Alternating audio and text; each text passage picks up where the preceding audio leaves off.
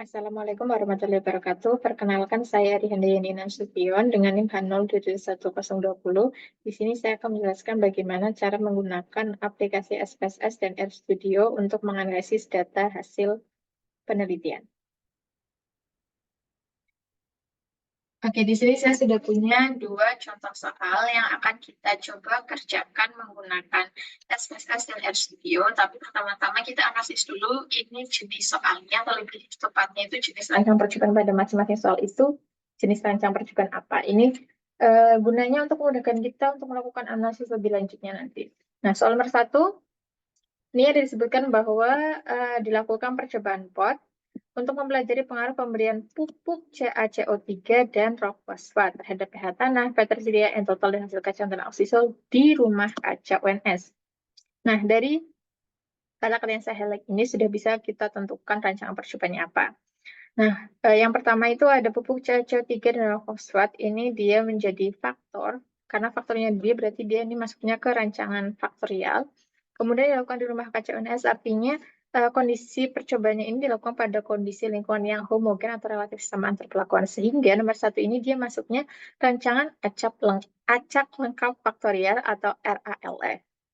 Lalu untuk soal nomor 2, ini malah sudah disebutkan bahwa ini merupakan rancangan acak kelompok di lahan Jumantono. Ini menandakan bahwa penelitian ini dilakukan pada kondisi lingkungan yang cukup heterogen. Kemudian dia menggunakan faktor juga, jadi dia masuknya ke rancangan faktorial. Kemudian ini ada istilah blok, sehingga bisa kita pastikan bahwa yang nomor 2 ini dia masuknya rancangan acak kelompok lengkap faktorial. Oke, jadi yang nomor 1 itu RALF atau rancangan acak lengkap faktorial, sementara yang nomor 2 itu adalah rancangan acak kelompok faktorial atau RAKLF. Nah, selanjutnya kita akan bahas masing-masing soal ini menggunakan SPSS dan RStudio, tapi saya akan membuatnya jadi dua. Jadi yang pertama itu kita akan pakai SPSS dulu, baru selanjutnya kita ke RStudio. Nah, soal pertama, sebelum kita menuju ke SPS, kita akan menjabarkan dulu.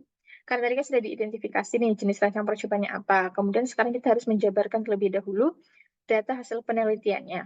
Ini untuk memudahkan kita nanti di analisis di SPSS-nya. Nah, oke.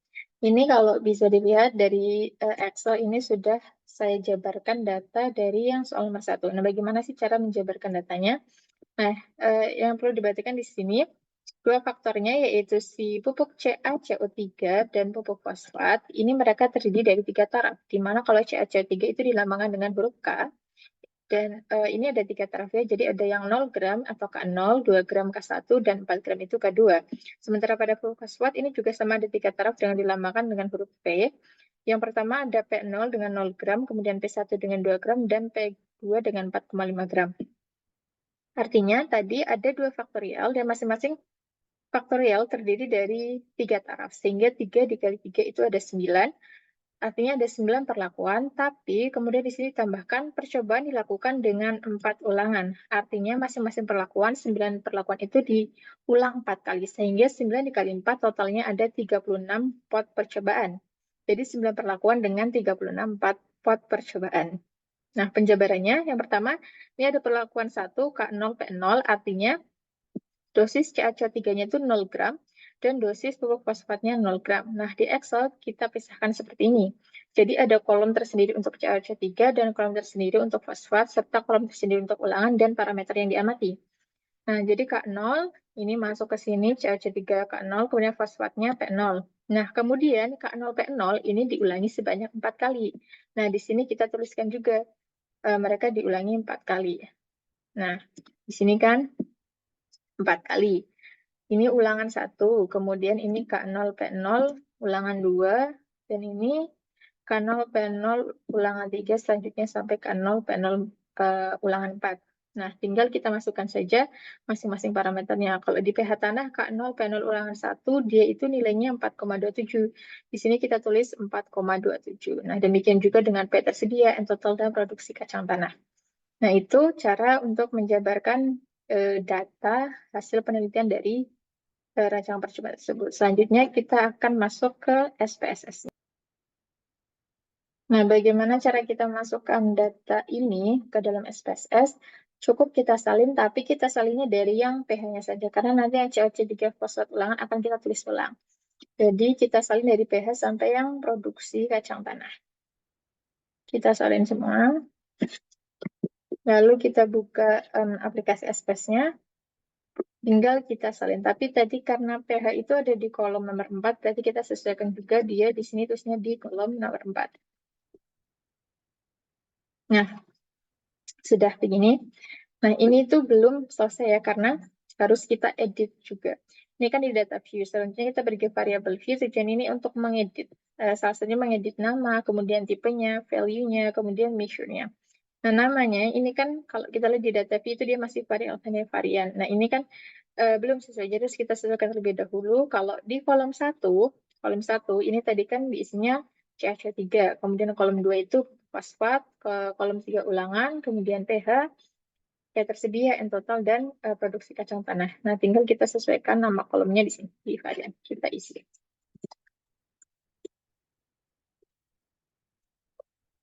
Oh iya, diingat kalau dalam SPSS itu kita tidak bisa ketik spasi. Jadi kalau memang ada kalimat dari spasi kita pakai underscore.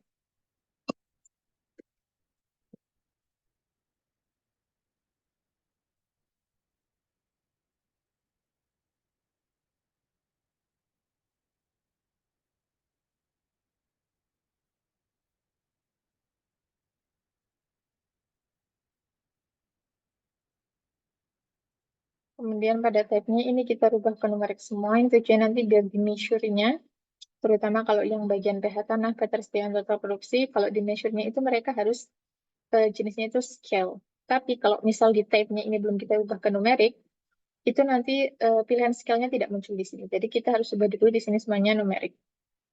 Ini kemudian kita ganti scale. Sementara kalau yang untuk ulangan, untuk fosfat, dan COC3, itu karena dia bukan angka, jadi kita pakainya nominal. Bukan ukuran, makanya kita pakai nominal. Kemudian values itu tujuannya kayak labeling. Jadi karena kalau SPSS itu kan datanya terus kita transferkan dalam angka-angka. Jadi harus kita ubah value-nya. Kalau di CA3 itu kan ada yang namanya kan 0 ke 1 ke 2. Nah, ini kalau di SPS kan tidak bisa dibaca, jadi harus kita translatekan. Translate-nya bagaimana? Misal value 1, nanti kita labelnya dia sebagai K0. Jadi nanti kalau kita ketik 1, nanti mereka membacanya sebagai K0. Nah, kita masukkan juga yang lainnya.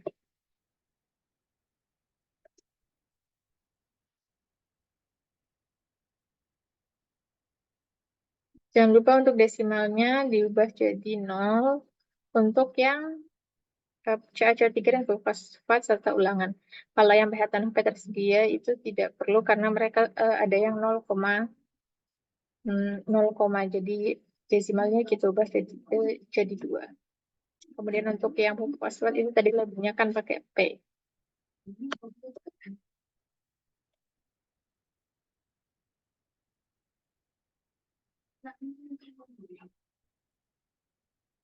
Sudah ulangan juga demikian kita rubah value-nya.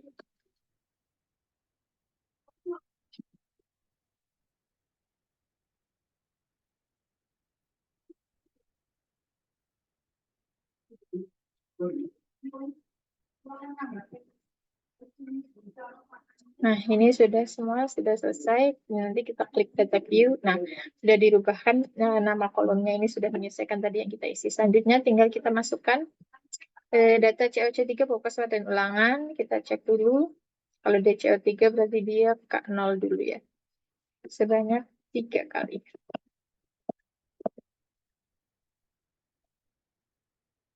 Nah, ini tinggal kita salin.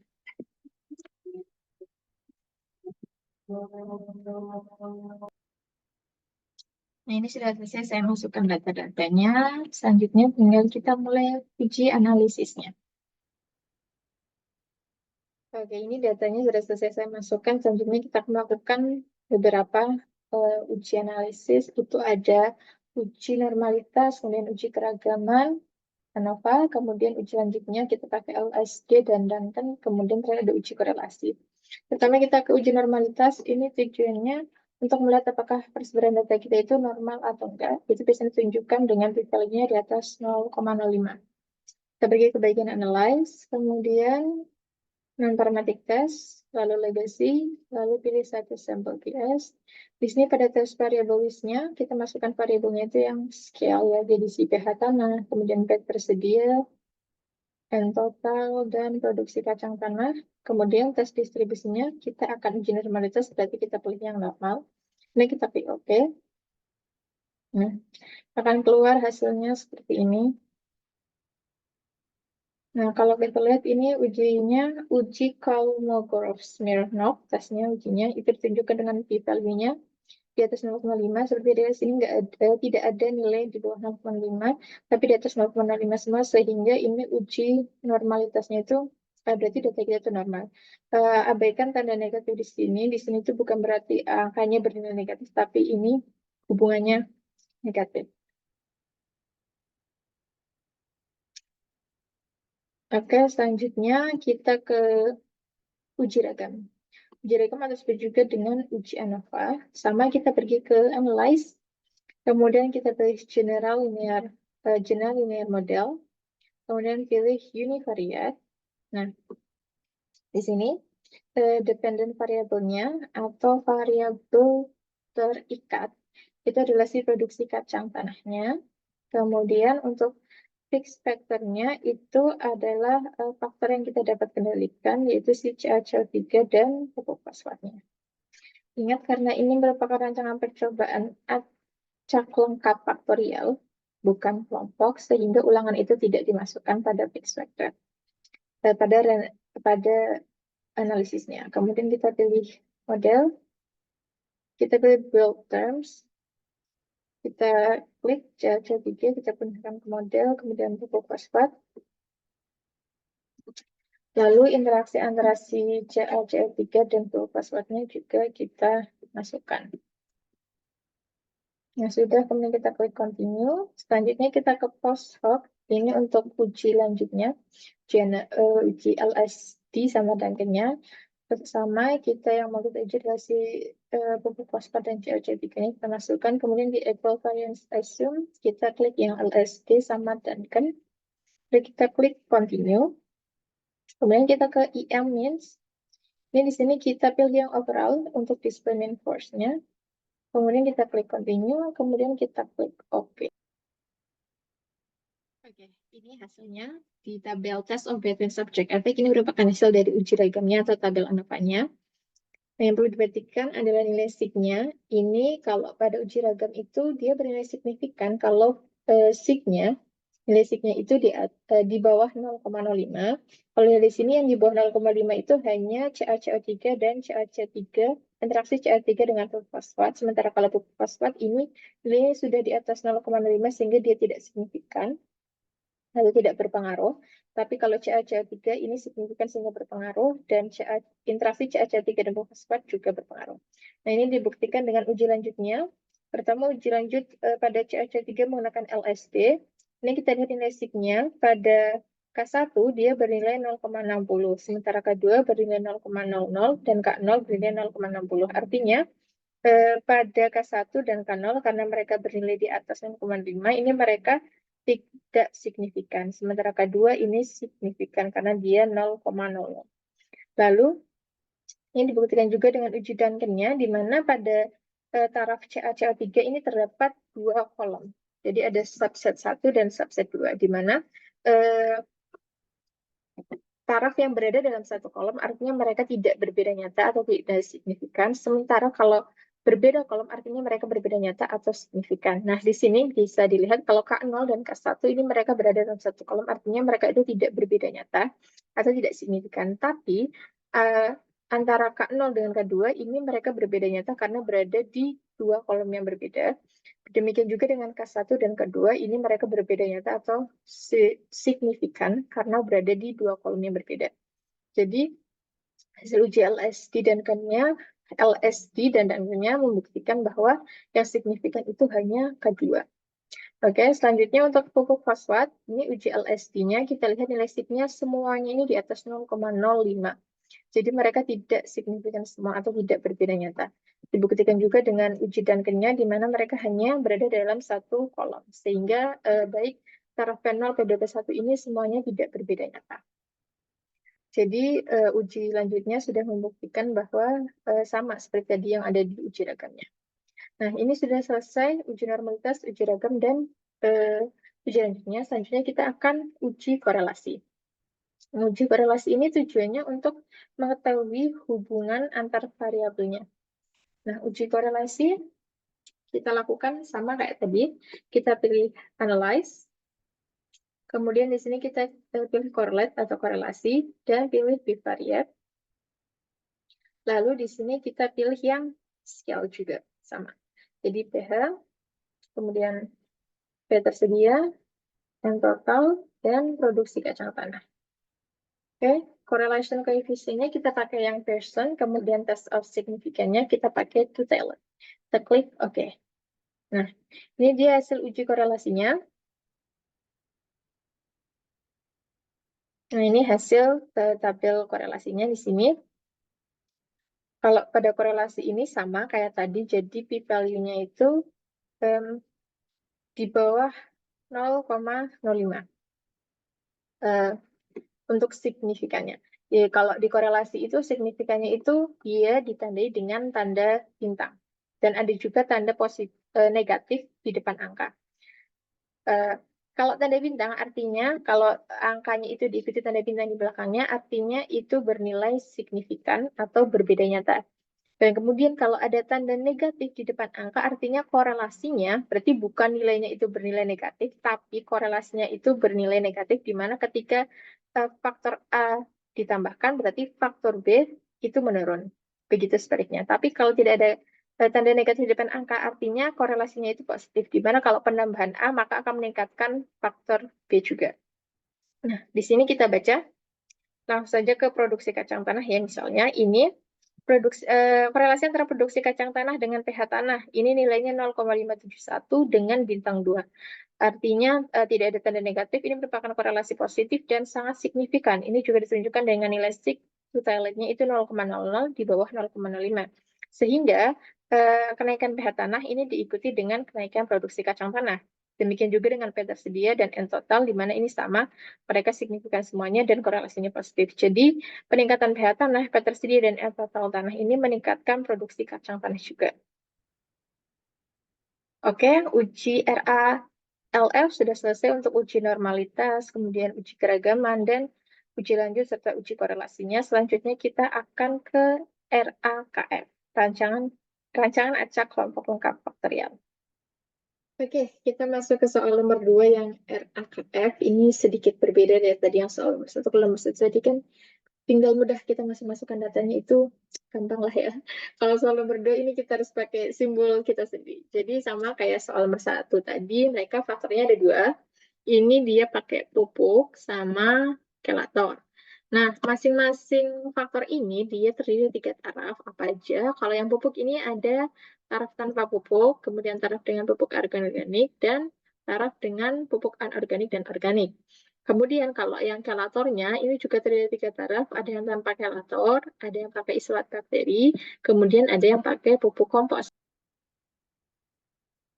Jadi ada berarti 2 faktor, masing-masing 3 taraf, jadi 3 kali 3 itu ada 9 perlakuan dan diulang sama tadi 4 kali.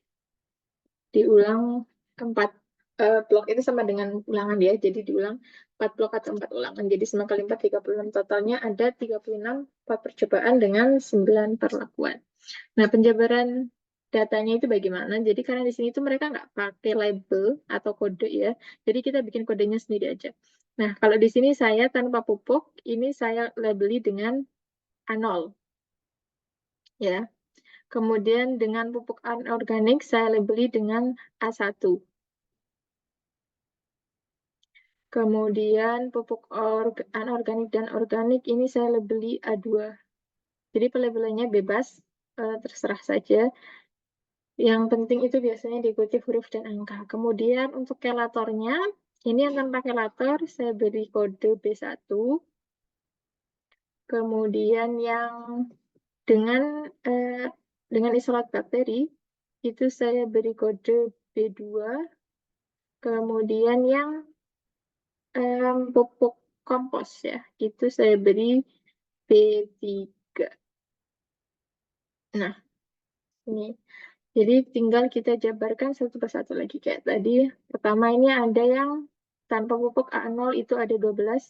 Kita tulis ini 12. Kemudian masing-masing itu dibagi 3 ya, dibagi 3 untuk taraf kelatornya. Jadi ada B1, B2, dan B3. Kemudian masing-masing ini diulang 4 kali. Jadi ada A0 B11, kemudian A0 B12, A0 B13, A0 B14, demikian seterusnya. Terus tinggal kita masukkan nilai pH, BO, KTK, dan tinggi tanamannya. Oke, lanjut kita masuk ke SPSS.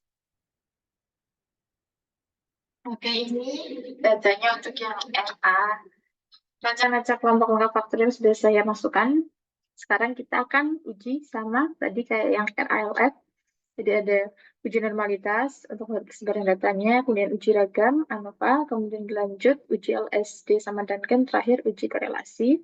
Caranya masih sama. Kita ke analyze, kemudian pilih non-parametric test, lalu legasi, lalu satu sampel PS, kemudian di sini yang kita masukkan itu bukan hanya yang scale, tapi juga ulangan karena dia merupakan rancangan acak kelompok. Kemudian tes distribusinya normal. Kalau sudah kita klik OK. Nah, ini hasilnya. Hasil uji keragamannya. Kalau di sini dilihat itu ada yang di bawah 0,05. Jadi mungkin ini yang 0,3 mungkin nanti akan berpengaruh terhadap uji analisis berikutnya. Jadi kita lihat saja bagaimana hasilnya. Kita ke sini. Nah, lanjut kita ke uji ragam. General linear model, kemudian pilih univariate. Di sini dependennya kita isi tinggi tanaman. Fix faktornya itu si pupuk sama kelator. Dan ulangannya ini untuk RAKF, rencana acak kelompok itu dimasukkan di random factor. Kemudian pilih model. Modelnya sama kayak tadi kita masukkan satu persatu, kemudian interaksi antar ketiganya, ulangan diikutkan. Kemudian kita klik continue. Lalu kita ke post-hoc untuk uji lanjutnya. Ini pakai pupuk dan kelator. Jangan lupa di checklist LSD sama Duncan. Kemudian kita continue. Di amines pakai overall. Buat display score-nya, kemudian continue. Kemudian kita klik OK. Nah, ini sudah ada warningnya. Jadi sepertinya memang benar tadi karena sudah juga di uji normalitasnya ada data yang tidak normal, yang di bawah 0,05.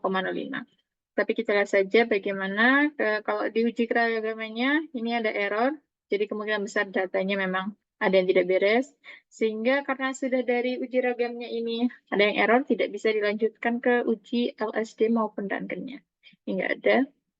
Oke. Tapi tetap kita lanjutkan ke uji korelasinya. Kita coba dulu. Kita klik analyze, kemudian correlate, pilih bivariate. Nah, sama ulangannya kita masukkan. Pilih person, korelasinya, kemudian tes signifikannya totality, kita klik OK. Nah, ini hasil korelasinya masih bisa kita baca. Nah, ada beberapa juga yang negatif, kemudian yang bintang ini cuman antara KTK dan bahan organik bisa dilihat di sini nilainya tuh 0,701 dengan 2 bintang. Artinya ini sangat signifikan dan berkorelasi positif, jadi kenaikan KTK diikuti dengan kenaikan bahan organik. Kemudian ada juga yang min, contohnya ini adalah pH dan bahan organik, ini min 0,03. Ini juga tidak signifikan karena tidak ada bintangnya. Ini berarti kenaikan pH diikuti dengan penurunan bahan organik. Kemudian kenaikan bahan organik diikuti dengan penurunan pH. Oke, jadi untuk yang soal nomor 2 yang acak-acak kelompok lengkap faktorial ini datanya memang ada yang tidak normal sehingga tidak bisa kita uji lanjut LSD sama Duncan, tapi masih bisa kita lihat korelasi antar variabelnya, di mana itu ada yang Berkorelasi negatif ini seperti tinggi tanaman dengan pH, kemudian tinggi tanaman dengan bahan organik, tapi tidak ada yang cukup signifikan dengan tinggi tanaman ya, kecuali satu yang signifikan itu cuman KTK dan bahan organik. Oke, SPSS selesai. Selanjutnya kita akan ke RStudio dengan dua soal yang sama, tapi kita olah dengan RStudio.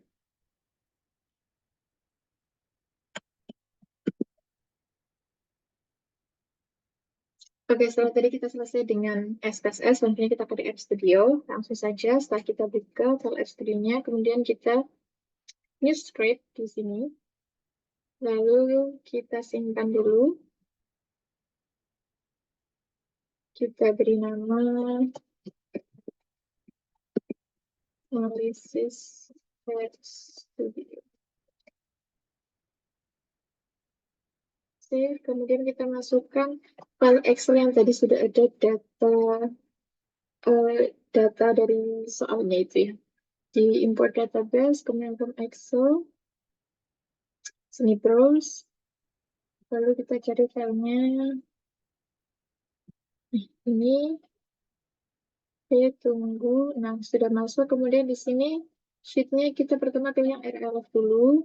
Lalu range-nya itu range dari CA3 sampai produksi kacang tanah yang paling bawah itu ya.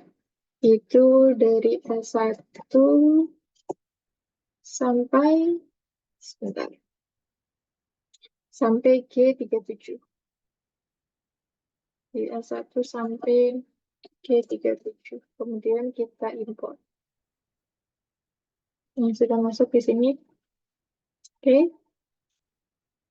Sudah lengkap. Kemudian kita masuk ke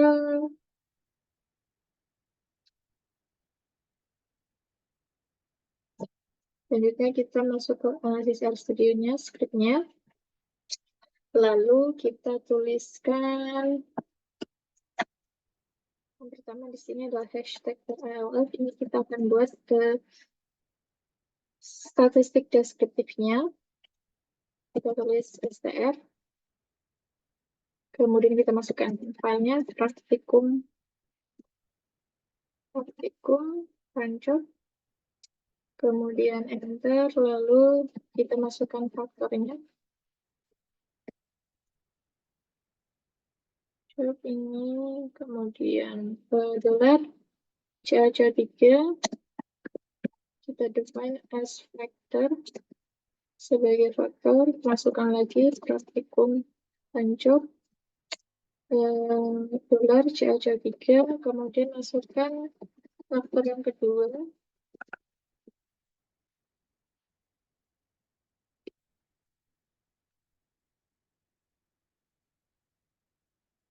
Gelar faktor yang kedua pupuk fosfat.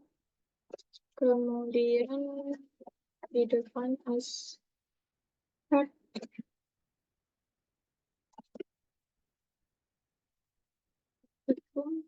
pancok gelar pupuk CA3. Kemudian kita tulis lagi STR praktikum pancok terakhir summary.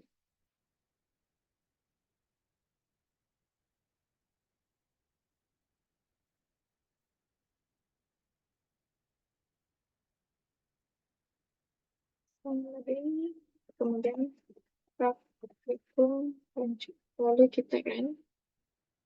Nah, ini keluar hasilnya di bawah. Kemudian lanjut kita ke uji ANOVA dan uji lanjutnya. Kita tulis hashtag uji ANOVA dan uji lanjut. Nah, di sini kita aktifkan dulu Diobio Research dan Agricole. Karena untuk uji lanjutnya kita pakai Diobio Research yang FSRD 2 part, di mana ini digunakan untuk menganalisis rancangan percobaan lengkap dengan 2 faktor. Jadi nanti kita pakai ini, kemudian untuk uji lanjutnya LSD-nya nanti kita akan pakai 1. Karena di sini sudah keterangannya, itu untuk 0 untuk tanpa tes, kemudian 1 untuk LSD, 2 untuk Duncan, dan 3 untuk HSD.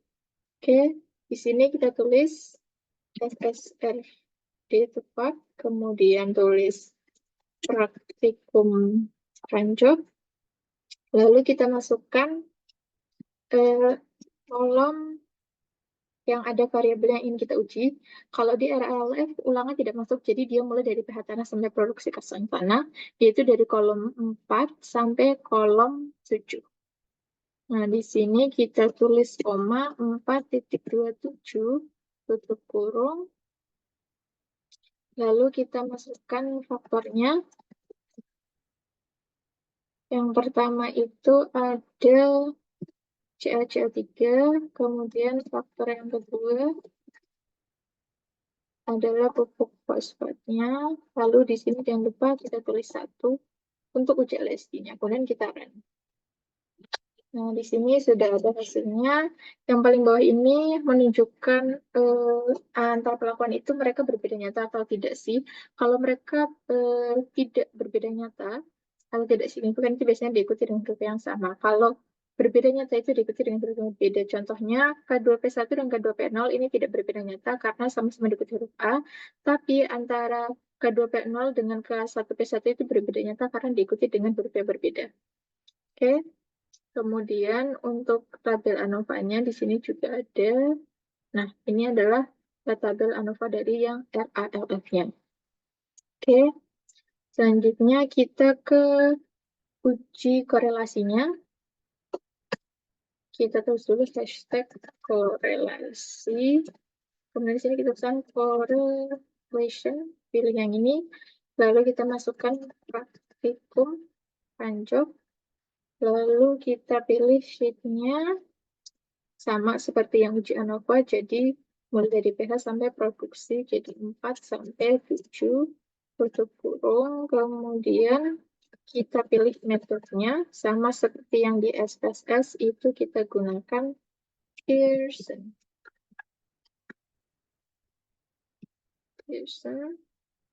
Sudah, kemudian kita run.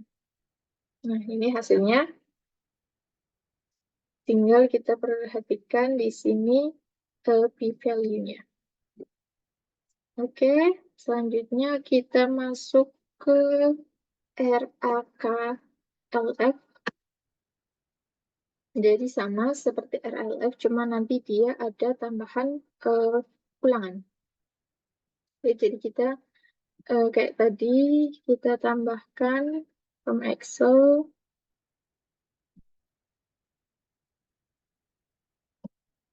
Ini.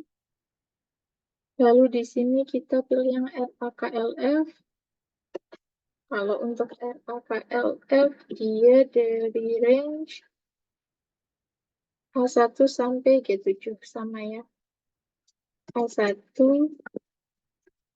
sampai G37. G7 kemudian kita import. Nah, ini sudah masuk yang soal nomor 2 RKLF.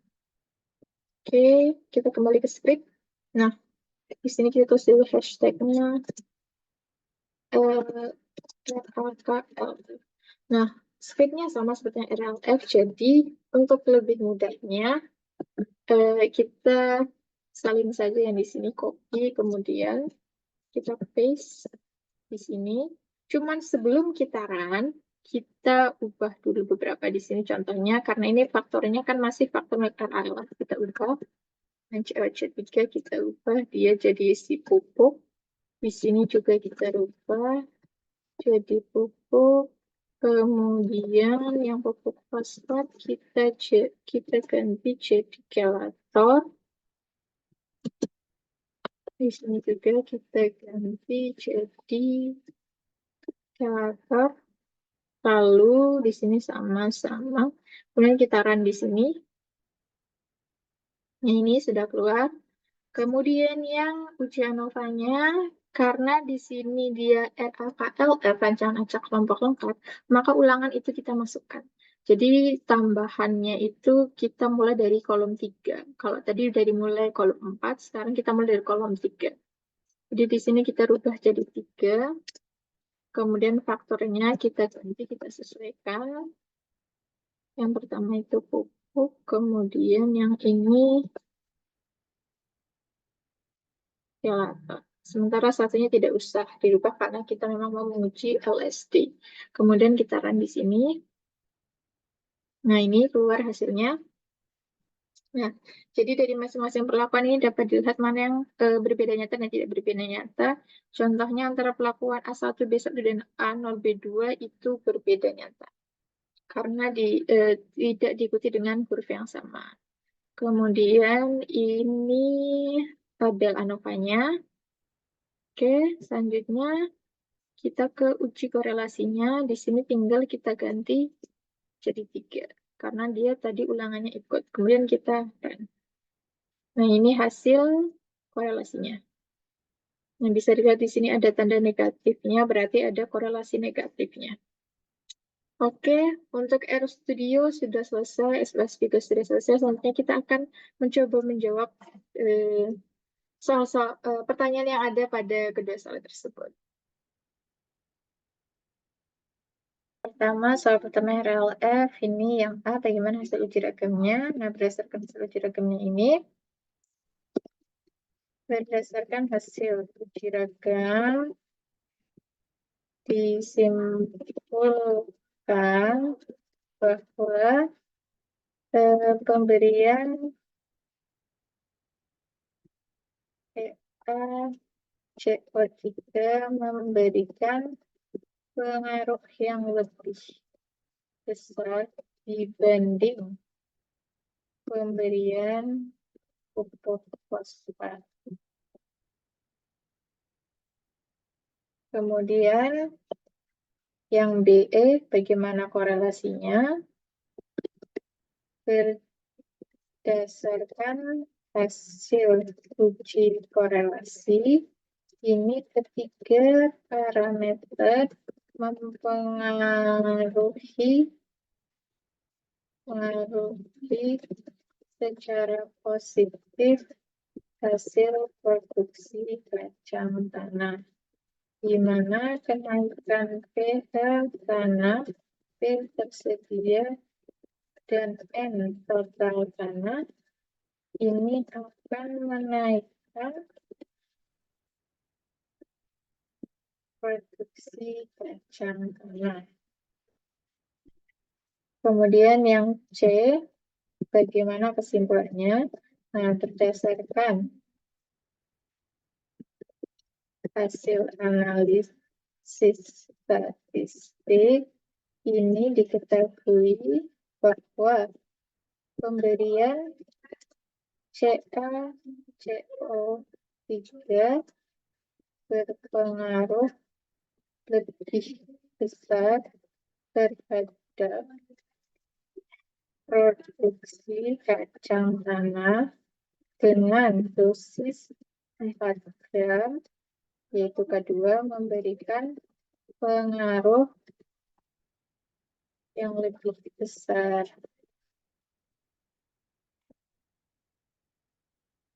Sementara dosis 0 dan 2 gram ini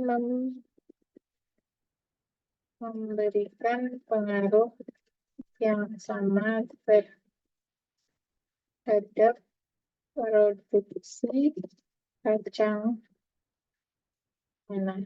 Sehingga di sini kalau misalnya kita aplikasikan sebaiknya nanti tidak usah menggunakan jadi dari 0 dan 2 gram ini dipilih salah satu saja yang tidak memakai pupuk tidak menggunakan CaC3 atau menggunakan CaC3 yang 2 gram saja. Lalu untuk soal nomor 2 ini soalnya sama. Bagaimana hasil uji, korelasi, dan kesimpulannya. Berdasarkan hasil uji ragamnya ini terdapat data tidak signifikan sehingga diduga adanya kesalahan dalam penelitian. Kemudian hasil korelasinya ini tidak terdapat parameter mempengaruhi tinggi tanaman padi, tapi terdapat parameter yang saling mempengaruhi yaitu KTK dan bahan organik. Sehingga kesimpulannya itu bahwa terdapat kesalahan dalam hasil penelitian, namun dalam parameter itu terdapat parameter yang saling mempengaruhi yaitu KTK dan bahan organik.